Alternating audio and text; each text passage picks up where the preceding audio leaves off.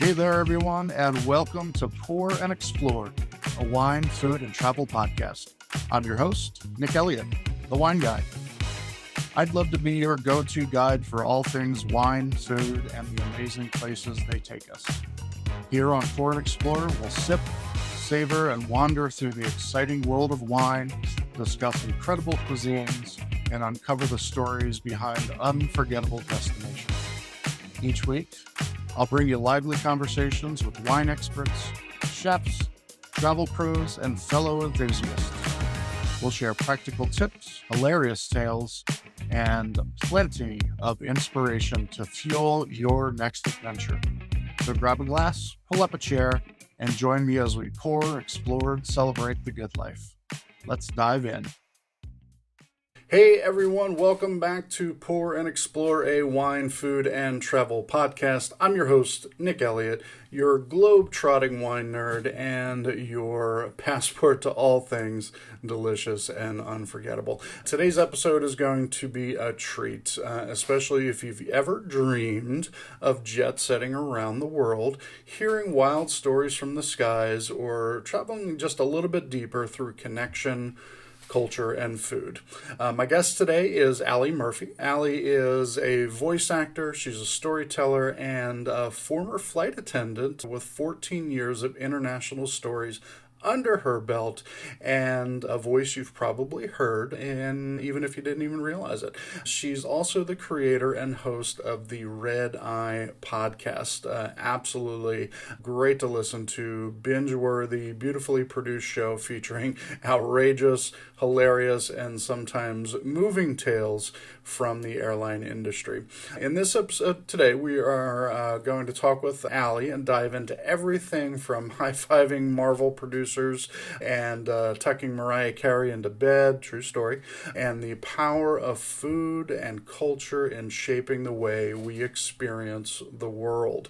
We talk about India's joyful hospitality, the therapy of walking in the rain, and the unexpected life lessons that come from listening, really listening to the stories we all carry. And speaking of stories and travel, today's episode is also the perfect warm-up for a new adventure, and I'd love to invite you on. In 2025, we're going to be going to Australia and New Zealand. Two separate trips, but back-to-back March of next year, and we will talk a little bit more about that as we wrap up the show. And it's going to be a lot of fun, and I can't wait for you to come along with me to the lands down under. We're going to share a little bit of the juicy details at the end of the show, but in the meantime, let's talk with Allie and let's have a little bit of fun. All right, fantastic. Allie, thank you so much for being here today. Welcome to Pour and Explore. Thank you so much for having me. I'm excited to be here. Absolutely, absolutely. We talked about at the top of the show, you have done some really cool things in your life, and I want to talk all about them. I wish we had 5 hours to go over all of the stuff that you've done, but we're just going to touch on some of the great highlights from your amazing career. And again, I really appreciate you being on the show with me today. We love talking about wine on Pour and Explore. We love talking about food, but we wouldn't have half of those things if it wasn't for great travel and travel around the world. So let's talk a little bit about your time as a flight attendant. What is one story from your time working for the airlines that still, we're going to go in strong, a story that still makes your jaw drop? Oh, that's a tricky one because I mean, the joys of travel and I guess the joys of life is that you come across all of the good and all of the bad. So I have crazy stories about we hit severe turbulence and we hit the ceiling of the plane and stuff, and people usually either like or hate to hear those kind of stories. Right. Or we get the really fun ones where, like, I had the executive producer of the Marvel movies on a flight once, and I got to hang out with him, and he was showing me some behind the scenes footage from the Iron Man movies, and I got to high five him and say he did an awesome job, which he thought was really funny. He said, "No one's ever high fived me before." I was like, "Really?" Like everyone should high five you for this. Really. Or the time that I had Mariah Carey on a flight, and she was an absolute delight. She was lovely, but she was sat at the bar for a pretty long time, and I served her quite a lot of vodka. By the time she was done, I had to escort her, bless her, back to her bed. I had to put her stilettos on for her because she couldn't quite make it down that far, and escort her back to bed. And I put her into bed, tucked her in, said good night, and then 40 minutes later, she was back at the bar. So yeah, I have many stories. Yeah, it's hard to pick just one that makes the jaw drop because there's been quite a few in my time. And we're going to talk about the podcast in just a couple of minutes. And you share a lot of these stories on the Red Eye podcast. And I appreciate you being here with me today, sharing some on Pour and Explore. One of the things that you say is that flight attendants have, quote, a lifetime of stories. Is there anything that hasn't made it to the podcast yet? You know what? I'm pretty good at sharing. I'm a bit of an oversharer, Mm, which is why I have this podcast where I tell the true stories of what happened to me and what happened to other people that have donated their stories on flights. The only stuff I won't share is stuff that would make my mother ashamed of me or might get me up in jail. So that's the only things that I won't share of, I'm afraid. So yeah, I mean, there's very little I won't talk about because I do think that when you're a flight attendant, you're traveling the world every week. Like we've had literally 9 days at home base, and the rest of that month was abroad in different countries, experiencing different cultures and meeting different people. Those sort of experiences, as a regular person that isn't a flight attendant, you don't get that unless you get your 2 weeks vacation every year. That's the time that you meet all these people, but you get exposed to so many different experiences that you just can't help collect stories as you go along. And it's wonderful. It shapes you as a human, it shapes your opinions, and it shapes the way that you live your life. It's quite incredible. There's some wonderful times. There's also some pretty sad times that you experience, but I was very lucky to get to do all that for 14 years and come out the other side alive and then start another career. So experiencing all those things is a complete blessing, and I encourage anyone to travel in any way that you can, even if it's just going for a walk around the block. Just get out the front door and look around and see what you can see, because there's always something special, even if it's just the buds opening on the trees, or the sound of kids messing around in the sun or something. There's something to enjoy the minute you step outside of your door if you're just aware of it. I love that. As you know from our first conversation, I agree with you wholeheartedly in what you're saying. And we talk a lot about that on this show about, getting out there and, whether it's around the block or around the world, get out of that little space that you're in. And it really is the best education. I couldn't agree with that more. Let's stick with that cultural element for a second, because that really is at the heart of the reason that I travel and the reason that a lot of people travel is I want to experience new things, new cultures, new people, new food, new wine.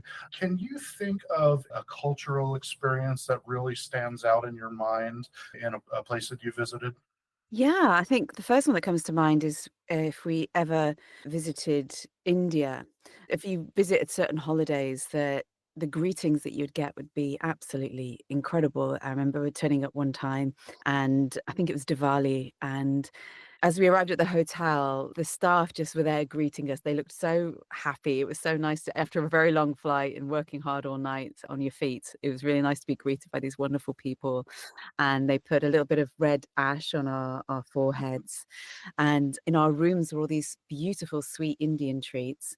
And everywhere you looked, there was color. They had drawn this beautiful colored rice piece of art in the lobby floor, and that was gorgeous. Going out and meeting locals and eating the food. I mean, I'm unfortunately now ruined for life. I cannot go to Indian restaurants outside of India because they're just not as good. The flavors there, the care that's put into their food.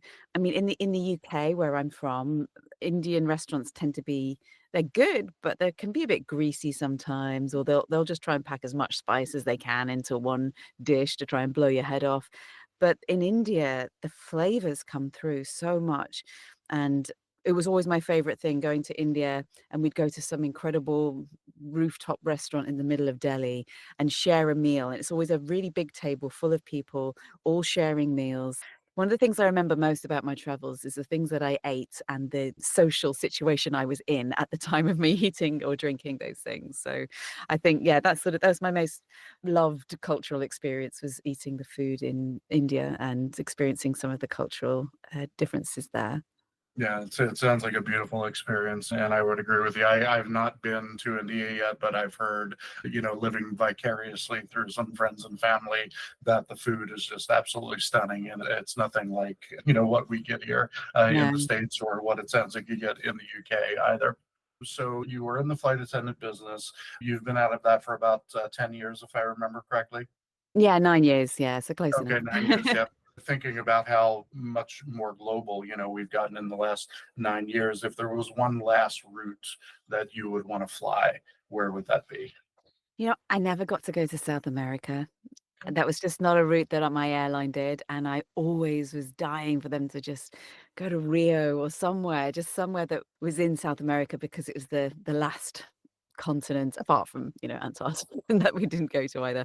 I always wanted to experience South American culture. I read a book when I was in my 20s that was about exploring South America and about spirituality there as well, and it really made me just yearn to be amongst the trees there and be in nature there. So yeah, that's the one place I never got to go. And I still haven't. I mean, I've left the airline 9 years. I've been free to travel wherever I want, and I still haven't been yet. So I should probably do something about that. Understood, understood. I spent about a day and a half in Cartagena, Colombia one time. So that is my only South American experience. But my wife lived in Chile for a Oh, bit wow. and absolutely loved it there. And the stories that she brought back about the food and the people and the culture and so on. I agree with you. I cannot wait to get to South America. Obviously Argentinian wine is amazing. Oh, Chilean wine is amazing. I'm very, very much looking forward to that myself. All right, one more question about that. Let's talk to our listeners real quick when it comes to air travel. What is a piece of advice that you would give to someone who's maybe flying for the first time or hasn't flown in a while about, just making the most of it? well, you're not going to like what I'm going to say. Don't drink alcohol. Okay. That's my number one thing. Now, I am a woman who I used to love a glass of wine on the aircraft. Just settles me down for the flight. And maybe it's a young person's game having a drink. But now I'm in my 40s now.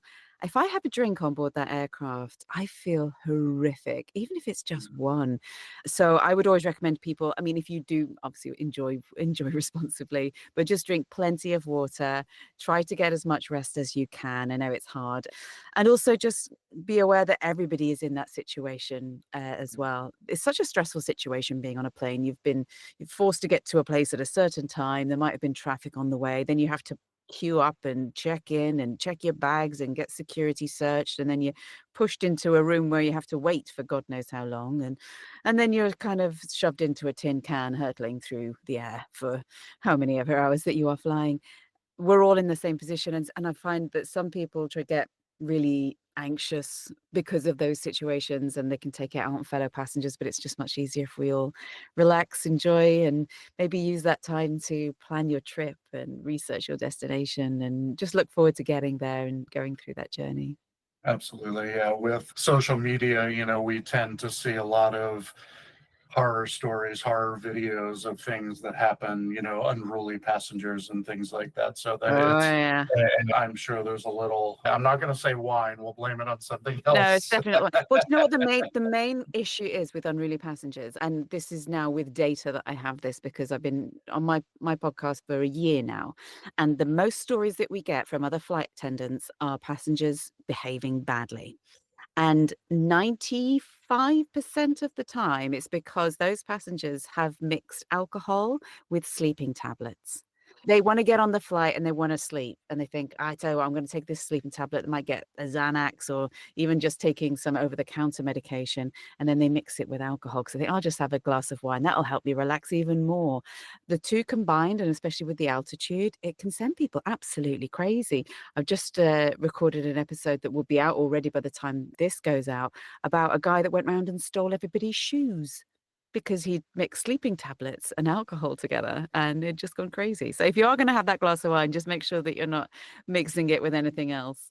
I'm hearing you, so I hope everyone is listening to what Allie has to say. Never mix. You don't want to go home with anyone else's shoes. Yes. It's a lesson we're going to learn from that. Absolutely. All right. So let's talk a little bit about that podcast. So, as we talked about in the top of the show, it's called the Red Eye Podcast. And on there, you're going to get stories from the perspective of people who work in the airline industry. Stories from you, stories from your guests. Where are you sourcing your guests from, first and foremost? The podcast itself, it's told in like an audiobook style, so the kind of Hmm. short 25-minute audiobooks, basically. But it may need to protect the identities of a lot of the crew members because a lot of them are coming from current crew. I flew Yes. for 14 years, so I have an awful lot of friends and ex-colleagues that have donated stories. But I also work with an author, Kaylee, who is still a flight attendant, and she gets stories every single week. She's still flying internationally, and the minute they get down in that bar after a long shift and everyone's had a glass of wine, the stories start coming out. And we always ask permission, of course, but we've had some crackers that have come out from that, from the shoe stealing situation to a pilot being held hostage in Havana. So we've had all sorts of things come through, but it's been so interesting. And I have people who aren't maybe flight attendants, but they have incredible stories. I spoke to Dave Sanderson, who was on the Hudson River crash, Captain Mm, Sully's flight. He was on that flight. You can see yeah. him on the wing in the Hudson River. I spoke to him and got his story, which was just incredible. I'd never spoken to anybody that had survived a plane crash before. And even like a few friends of mine who now they know that I'm doing this podcast will say, well, I did tell you about that story I had when the engine set on fire, didn't I? I was like, no, but let's get that one on here. So that's another Absolutely. episode. So I think everybody has a story. Once you start talking, and it's usually whilst accompanied with a glass of wine, which really helps oil the memories. Everyone's got stories when it comes to travel. If you start thinking about it, there's always something that happened on a trip, because it's not always about what happened on the flight. A lot of it's what happens down route as well. Because Of we get, course. us crew, we get to stay in these incredible hotels in amazing destinations, and then we're all put together, 15 strangers, and crazy stuff happens. Well, I can't wait to listen to that episode. I've listened to a few. I haven't gotten to that one yet. And I really do love the format of the show. It's really good. Thinking about the way that you tell your stories and your guests tell your stories, their stories on the podcast, what do you think the key is to telling a good story? I think the key is in the details. It's Mhm. painting a picture. This is why Kaylee's such an amazing writer. Kaylee, who writes the podcast, and I narrate it and produce it. But she's just got an eye for details. And so it's changed the way when I'm collecting stories from crew, or if she's collecting them, we find out all the details. What are you thinking that morning? What was your mood? Had something gone on that day? Because the way that you start your day can often be affected by something that happened yesterday. So we get all the details, the sights, the smells, the noises, the feelings. Having that human connection, that's what's great storytelling. Because if somebody can relate to that, they think, I felt like that, or I've smelt that before, or I've been in that Mhm. situation. This is what's great about stories. It's passing on tales that people can relate to, or that will make them laugh, or will help teach them a lesson. That's what's great storytelling, is just connecting with other people. Yeah, those details absolutely bring it to life. And for the listener, it really helps them imagine it, like reading a book. I know audiobooks are very popular these days, and they do give you a lot of that, that visualization, the Yeah. ability to visualize, what the storyteller is saying. Well, that's what I wanted to do. So I'm a voice actor now. Ironically, I don't do audiobooks because they're so long. I haven't got the time. But I have done a few in the past. But what I wanted to marry up was audiobooks where it is just the narrator's voice painting the picture. And then Mhm. my work in audio now with my podcast and my stories, I get to add sound effects and sound design and put music, because I feel like sometimes music, when the right piece of music accompanies the right piece of text, Mhm. there's a special magic there. It just elevates emotion, and I think that also helps kind of create an experience for the listener when that music kind of stirs something inside of you whilst you're listening to this story. So I love, it's my favorite part of the job, is putting the right music to the story and getting that magic feeling when I'm doing an episode. Absolutely, absolutely. Alan Silvestri is an amazing composer. I don't know if you know that name or not. He actually composed a lot of music for the Marvel series. He's an acquaintance because he's in the wine business now as well. He has a winery up in Monterey County, and we worked together and collaborated and so on. He's a super, super great guy, very, very nice guy. But it makes me think of what you're talking about to a movie score. As the Avengers are clashing with their enemy, the music behind it, it really does paint that picture, as you put it, or at least help with the picture. And especially in audio format, I can only imagine that the music adds so much more depth and feeling to it. Yeah, absolutely. I love that. Well, let's talk a little bit about your voiceover career. You've done corporate videos and video games. What's your favorite kind of project? What is it that you just absolutely love to do? Can't wait to get into your little cubicle there. Do you know what's funny? I was thinking about this earlier, and it's not something that anybody, I think, would get excited about. But I love doing commercials because commercials nowadays, there are great writers behind commercials, and they Mhm. really want to connect properly with their listeners, with their consumers. So they're like mini films now, these little 30-second commercials. And the voice really is important now. It's no longer the come to our store and buy our things. It's a human connection, and you have to put a lot of work into it. You have to put a lot of emotional connection as an actor. It's not necessarily voiceovers anymore, they're voice actors. You have to be the Mhm. person that's chatting to a friend, and the friend's like, I don't know what to do. My car's broken down and I need a new car and I don't know what to do. And you go, well, hey, introducing the new Toyota or whatever other cars are available. But, introducing this car, this is the one you need. And you speak to them as a person instead of just, selling at them. So I really enjoy a commercial now. I think it's because I've been coaching with a wonderful coach recently who's got me all excited about having that connection. So yeah, commercials are my favorite, but I also do love a good video game.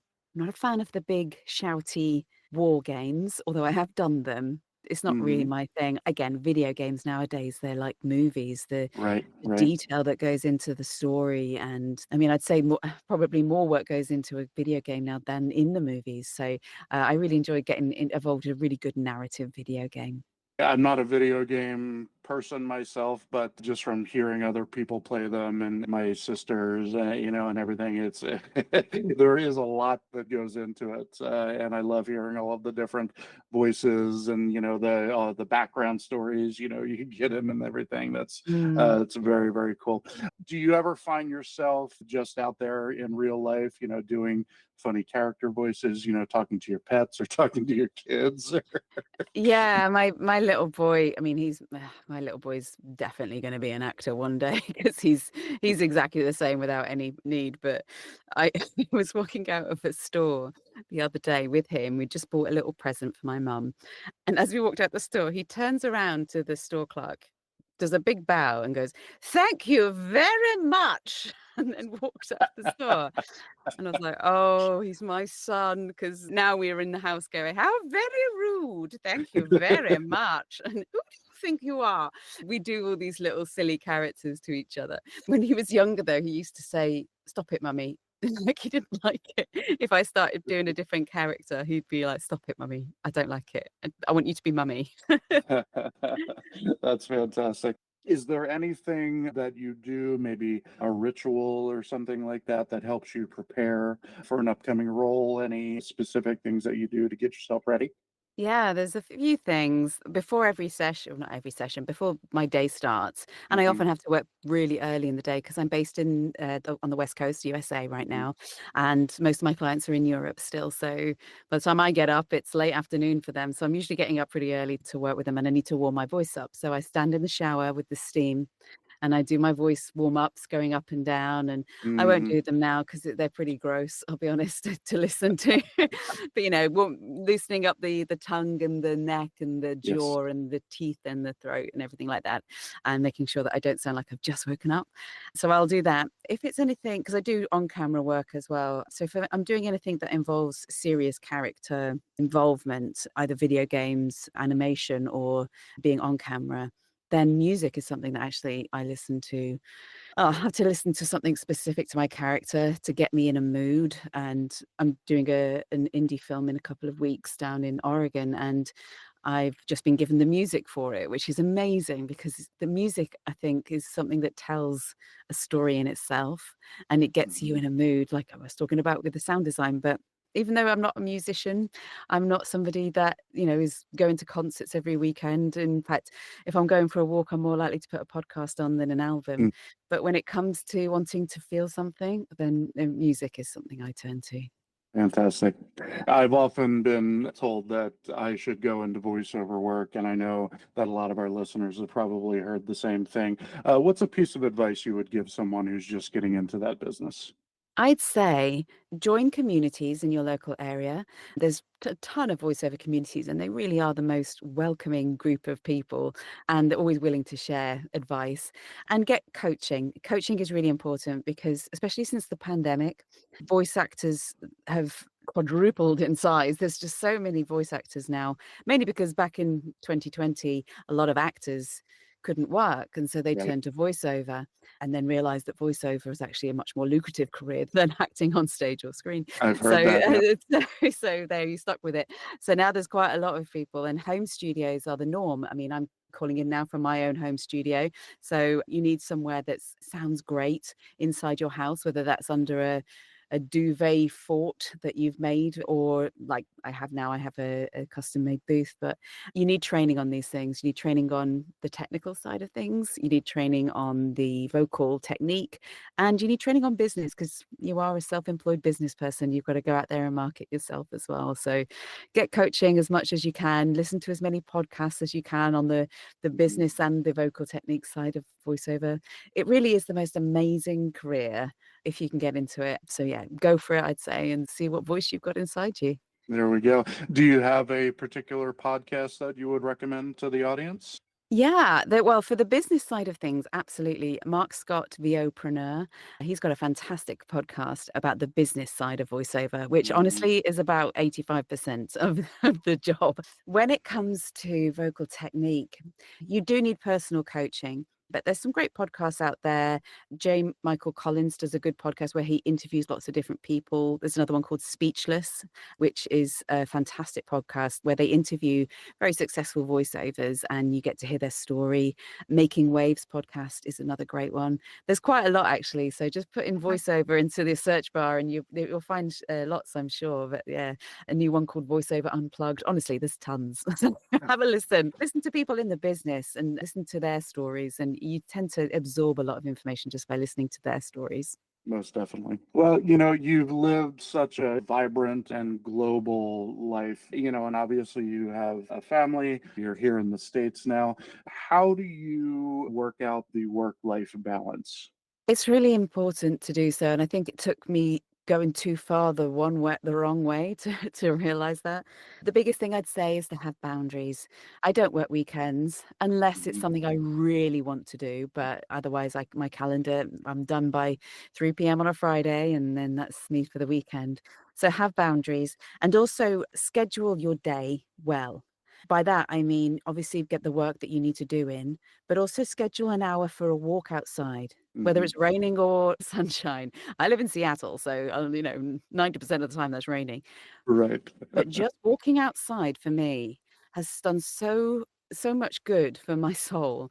I walk for about 45 minutes every morning after I've dropped my kid off at school, and I tend to not listen to music or podcasts in that time. I just listen to what's going on, whether that's the traffic or whether that's the birds and the trees, or walk around the lake and hearing the water lap up. I find it sets my day. Well, the minute I get back, I feel motivated and energized and ready to go. Plus, I've got some steps and I've had some exercise, so that's really good. I just feel like stepping outside your front door, getting fresh air and moving your body is a non-negotiable time in your day. It's just as important as the work. It's just as important as setting aside time for lunch so that you're not just rushing and eating and stuff, Right. set aside a schedule and put your lunch in there so that you can eat and take care of yourself. Because, this is a very big cliche, but, help yourself before helping others because you can't help anyone else if you're not in a good place. it took some time for me to go the wrong way, especially after I became a parent, because Yeah. as a parent, you just give everything to your child. So I went too far after that. And then I realized that I couldn't be a great mum or a great voiceover if I wasn't looking after myself. So yeah, it's important. Don't put it to the bottom of the list. No, I love that. Yeah, work-life balance is so important.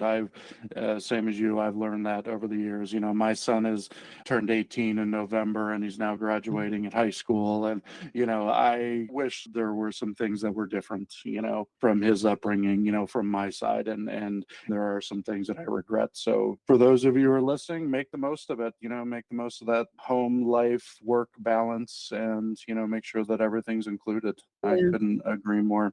I found that when I started walking outside, because it's not I only started maybe about a year ago, and it changed everything for me because I had appreciation for really small things, like the sound of a bird or the way that the light drizzle felt on my face. I remember it was raining really lightly once, and I thought, oh, there will be one day in the future when I wish I could feel this rain on my face.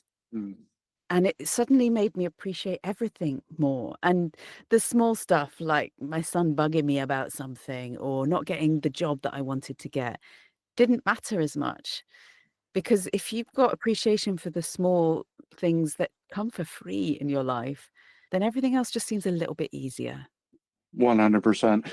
And we've brought this conversation full circle. Get out there and take a walk. Go Yeah. experience something new. Go feel the rain and listen to the birds and smell the flowers, whatever, smell the roses, Yeah. however you want to put it. Fantastic. I have one last question for you, if you don't mind. If your life was turned into a movie, what would it be called? Oh my gosh. I think it'd probably be called Diversions, because I feel like I've had about 4 different lives so far. Yes. I'm a very different person today than I was 10 years ago, and then 10 years before that, and then 10 years before that, and I feel like if you are open to the way that life will point you in a certain way, you can experience great things. You can experience awful things as well, don't get me wrong, but Of I course. feel like if you are open to opportunity and grateful for the things that you have in life, the diversions you get, there's just another turn of the page that's exciting. And I want to be able to get to the very end of my hopefully very long life. I'm talking about 120, it's going to be Yes. awesome. Mhm. And I'll be healthy and nothing, nothing bad would have Yes. happened. I'm going to get to that very long life and be able to look back and think, I did it. I took every opportunity that I wanted to take and I made the most of it while I could. So yeah, diversions coming out soon. May We 25. can't wait to watch it. We can't wait to watch it. Allie, thank you so much for your time. I really, really appreciate you being on the show and spending some time with us. It's my pleasure. Thanks for having me. Of course. Whew. Huge thanks to the endlessly talented Allie Murphy for joining me on Pour and Explore. I don't know about you, but I could have listened to her stories for hours. From the plane rides gone sideways to rooftop meals in Delhi, the sweet ritual of walking in the rain and finding joy in the smallest of things. And that is certainly what life is all about. What really stood out to me is Allie's idea that every twist and turn in life, every diversion, as she calls it, can lead to magic if we're willing to embrace it. And that's exactly the spirit that I bring to my podcast, everything that I do in life, and of course to my wine tours. The joy of exploration, the power of shared stories, and the thrill of tasting the world one sip, one taste, one bite at a time. Which brings me to this.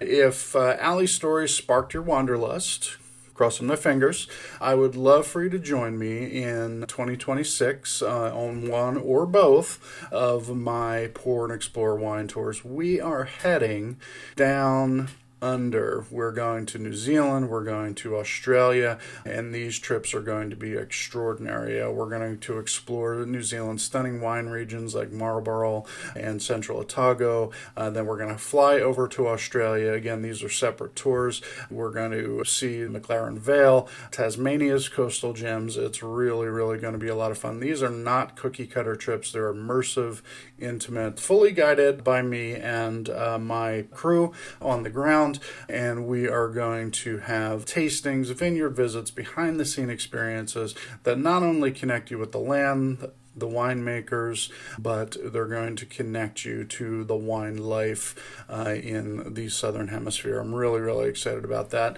These tours are perfect for the adventurous wine lover, and if you want to experience more than just good wine, you want to experience community, culture, and connection, these are for you. Head over to my website, thewineguy.vin, got great details over there. Thanks for listening, friends. If you enjoyed today's episode, don't forget to subscribe, leave a quick review, and share it with someone who's ready to turn their next diversion into something beautiful. Until next time, keep wondering and wandering. Have a great day. Thank you so much for tuning into this episode of Pour and Explore. I'd love to hear your thoughts, your stories, and your questions, so you can drop me a line at cheers@thewineguy.vin. That's cheers@thewineguy.vin. Or let's connect on TikTok, Instagram, or Facebook. Grab those links on my website at thewineguy.vin. Until next time, let's keep wondering and wandering. Cheers, everyone.